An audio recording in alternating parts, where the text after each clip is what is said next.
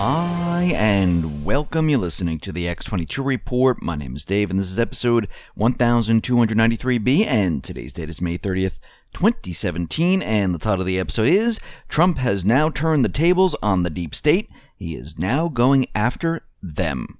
Now, before I get started, I just want to make an announcement. I placed a new interview on the X22 Report Spotlight YouTube channel. It's with Amanda B. Johnson. She explains what cryptocurrencies are. She goes into detail on how she believes this is going to change the world. And if you'd like to see that, you can go right over to YouTube, type in X22 Report Spotlight. It'll bring you right to that video. Or you can come over to the x22report.com site, scroll down a little bit, look over to the right-hand side. You'll see the video there, and you can play it right on the site. Or you can go to newssentinel.com. Same thing, scroll down a little bit, look over to your right-hand side, and you can play the video right on the site. Let's get into the economic collapse, political, and geopolitical news. Now, as we can see, the deep state, they are not backing down. They're going to continue on with the Russian stories, even though there's no Russian stories at all. I mean, CNN is reporting that the Russian government officials reportedly talked about having possibly derogatory information about Trump and some of his top aides during the 26th presidential race. This is yet another round of false and unverified claims made by anonymous sources to basically smear the president, because what they're doing right now is their campaign is set up to remove the president. Now, Trump was out there and he is saying that they have no proof whatsoever. They use sources, they use anonymous sources, they use government officials that want to remain anonymous. And he's saying at this point, this is absolutely ridiculous. He says this is all fake news. And I believe it. But the real kicker is that CNN itself admits that the entire article it crafted to add fuel to the Trump-Russia fire is based on made-up intelligence. I mean, just listen to what they say in the article. Sources said the Russians' claims could have been exaggerated or even made up. Sources declined to say specifically which aides were being discussed. The Russians could be overstating their belief to influence, says one of the sources. I mean, so when you listen to this is garbage. This is like one of those rag magazines that you pick up in the supermarket, and there's no evidence, there's no facts, there's no truth behind any of it.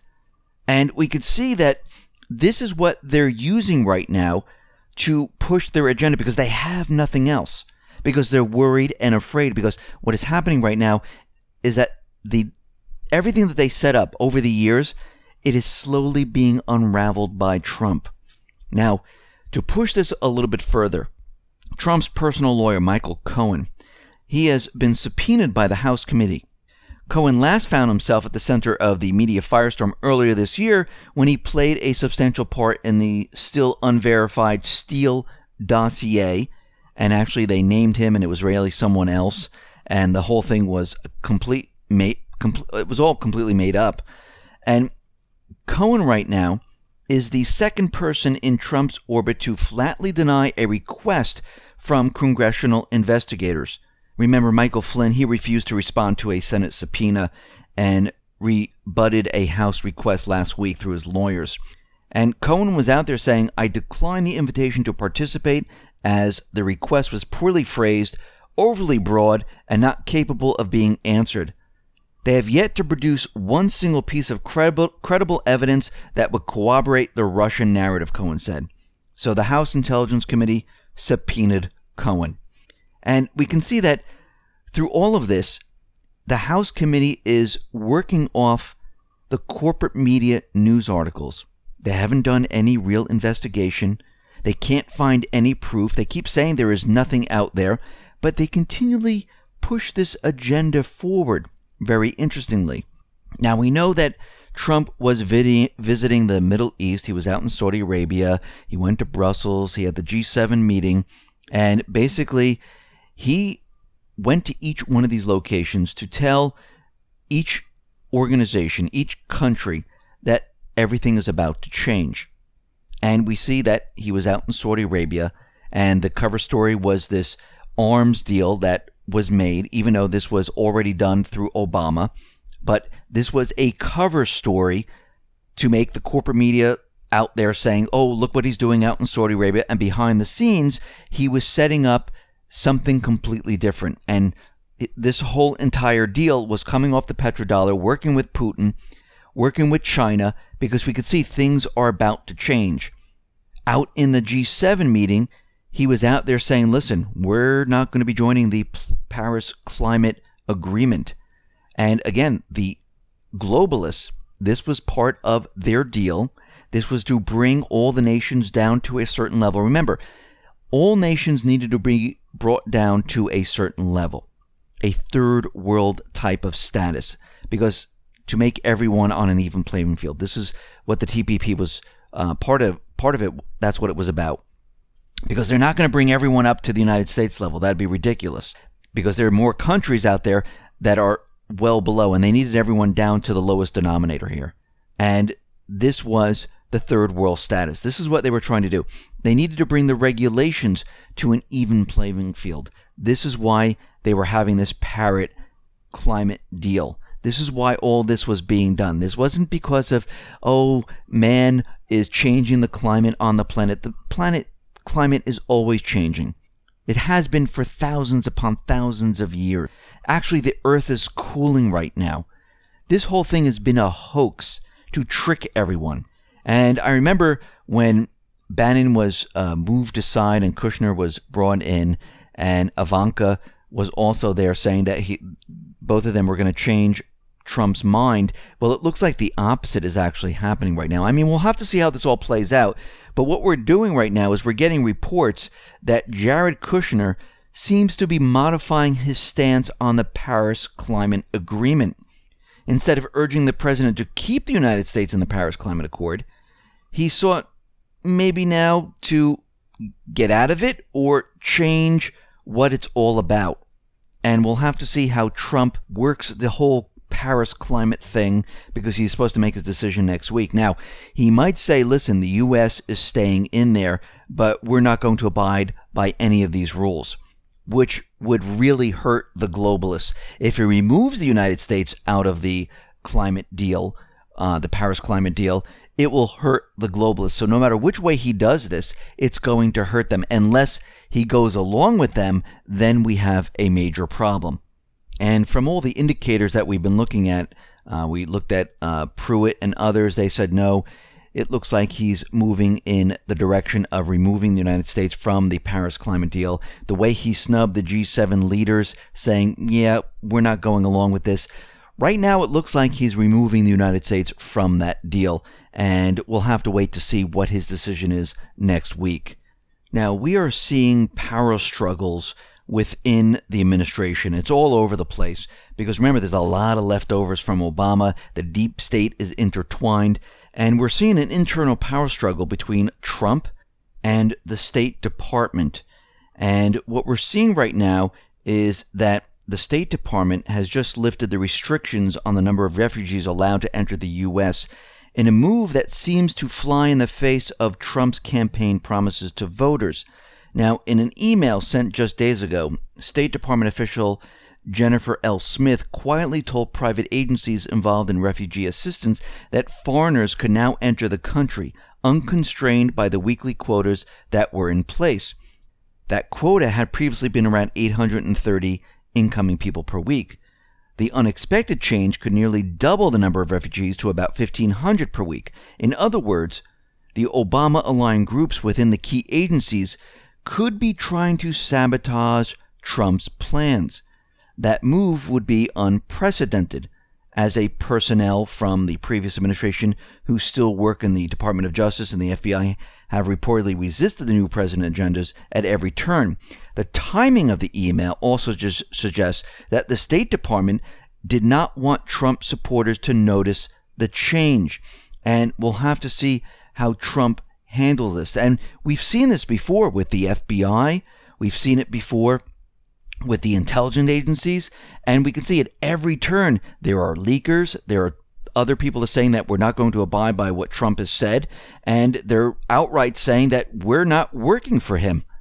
And we can see that this is continuing on. And what Trump needs to do is he needs to drain the swamp. And it looks like he has started to do this. Now, it's being reported all over the corporate media that Mike Dept resigned from the White House as communications director. And after just 3 months on the job, well, he is now out. They're saying that he resigned. Now, what's very interesting about this is that Mike Dept formerly worked at American Crossroads, a super PAC formed by Karl Rove. Dept to Rove to the press most likely equals leaks. And maybe he was forced out because this is where the leaks were coming from. And we know that the corporate media is playing him up, but there's a lot of evidence right now, and we can see that Trump is looking at all these individuals, and he'll be getting rid of a lot more people. Now, he's going to make them resign, he's going to force them out, or he's just going to fire them. And we can see right now that this is what's happening, and I believe going down the line, because they've already indicated that they have 3 leakers that they identified, that there are going to be more individuals that are going to be asked to resign, and if they don't resign, they will be fired. Now, it looks like Angela Merkel is not taking it too well with Trump, that he's not going along with the globalist agenda. This is why Merkel was out there saying that we can't depend on the U.S. anymore.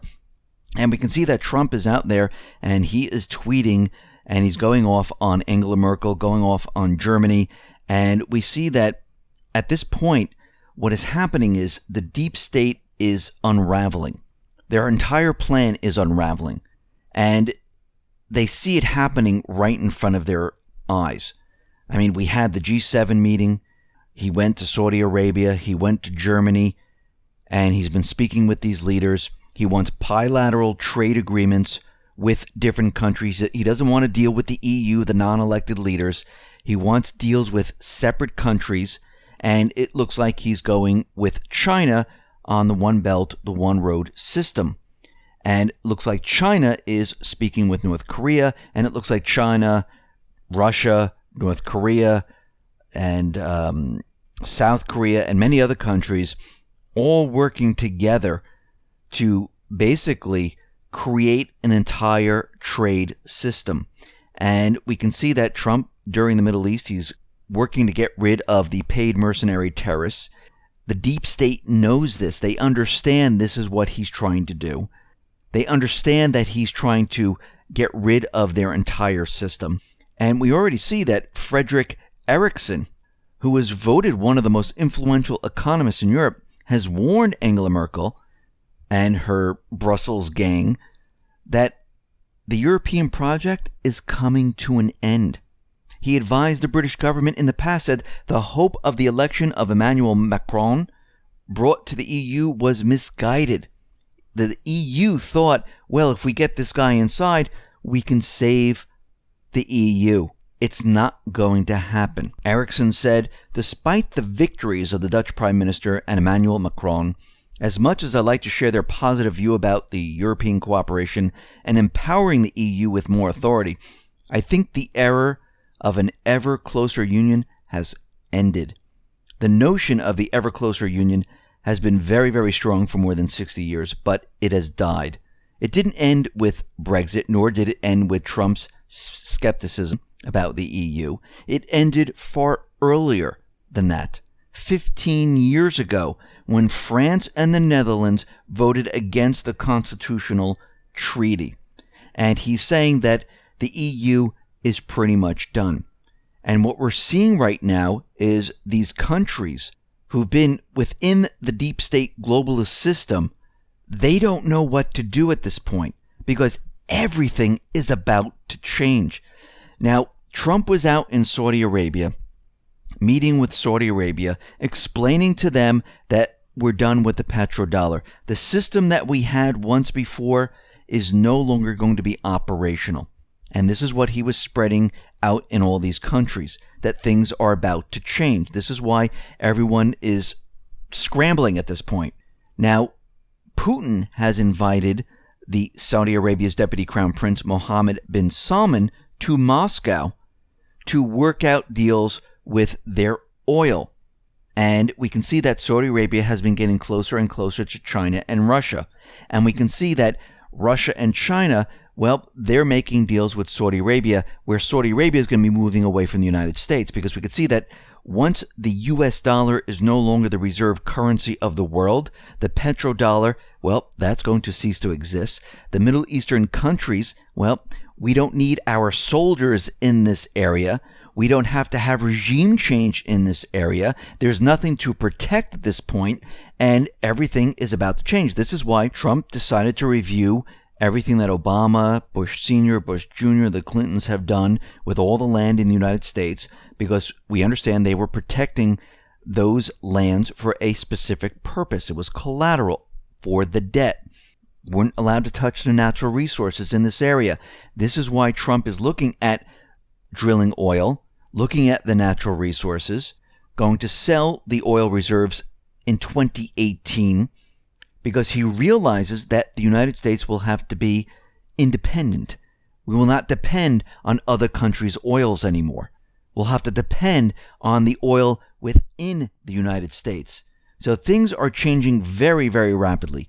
Now we see North Korea is out there, and they are saying that they are prepared to send a bigger package of gifts to the Yankees after testing a new short-range Scud variant Monday morning. Now, the test marked North Korea's third successful missile test in 3 weeks. Now, the question is, why are they saying this? Because they realize the United States government, the deep state, they are preparing to go into North Korea. Kim Jong-un is out there saying, listen, we have a missile system that works, and we will defend our country. Now, what's very interesting is that the United States, and we discussed this yesterday, they tested a ICBM and a missile that would intercept an ICBM missile. Now, they're saying the test was successful. Now, to me, what they're trying to do is they're trying to show Kim Jong-un, listen, if you try to fire an ICBM missile at the United States, we can protect the United States. Now, of course, North Korea doesn't have this type. But what they're really doing is showing the people of the United States, listen, we don't have to fear North Korea. We can have regime change in North Korea. We can go into North Korea and we can protect ourselves, so we don't have to worry, because this is their main plan right now. Now, very interestingly, in South Korea, the new president, Moon, he discovered something very interesting in his country, and he was shocked about it. He said there are 4 additional launchers that have been installed without being reported to the government or to the public. Now, he's in office right now. He's looking over all the documentation, and there were undisclosed THAAD launchers, and in his documentation, they didn't exist, but they know where they are. And he says, why weren't these in the government documentation? How did they get there? And he's looking at this saying this is a problem. Now, he was always skeptical about the THAAD system. He really didn't want it in the country. And we can see right now that they want to have talks with North Korea. We see the National Intelligence Service Director, Soo-hoon, he told a parliamentary confirmation hearing that he talked with Moon prior to him becoming president, that they would like to have an inter-Korean summit meeting with North Korea and talk about peace. And again, this is not what the deep state wants. Now, Russia is out there, and they are reporting that there were unidentified aircraft that assisted the Islamic State in Afghanistan. They were unmarked aircraft. They were dropping weapons. They were dropping supplies. And NATO General Jens Stoltenberg and U.S. Defense Intelligence Agency Chief Vincent Stewart said they have no idea where these planes came from. And Russia is saying, well, you've been flying planes in this country with NATO all this time. You have satellites above looking at the situation. You have no idea where these planes came from. They were unmarked, and you didn't detect them at all. And of course, they had no comment on this. Now, we talked about how Trump was getting to the deep state, getting to the neocons, and they are scrambling right now. They're trying to do whatever they possibly can to basically get Trump and to cover up everything they've been doing. Now, we know McCain, he has met with the Islamic State, he's met with the moderate rebels, he's met with Al-Qaeda, he supports them, and McCain came out in the defense of the Islamic State, saying that Russia was worse than the Islamic State. So let me see. Russia, they decapitated people? No. They killed innocent children? No. In Syria? No. In Iraq? No. In Libya? No. So to clarify, Russia, they are worse than the lawless terrorists killing hundreds of people, including 8-year-old girls, in the name of their God, paid by Qatari, Saudi, and the coalition forces. And McCain right now is trying to direct everyone off of him supporting the Islamic State and onto Russia, and trying to say Russia is worse than a terrorist group. I mean, think about what he's saying right now. Now, we know that the deep state, their plan is to capture parts of Syria and Iraq to control the border. And right now what they're doing is they're casting their net over the desert between Iraq and Syria. Saudi Arabia and Jordan, they're using this to install military bases and power structures that will guarantee major influence in the area for the foreseeable. Part of the plan is to develop a Sunni proxy force that will keep the government forces of Damascus and Baghdad out of the area. Another part is to privatize important infrastructure to keep it under direct U.S. control. Part of an American effort to promote economic development in Iraq and secure influence in the country after the fight against the Islamic State, the American government has helped broker a deal between Iraq and Olive Group, a private security company, to establish the secure country's first toll highway.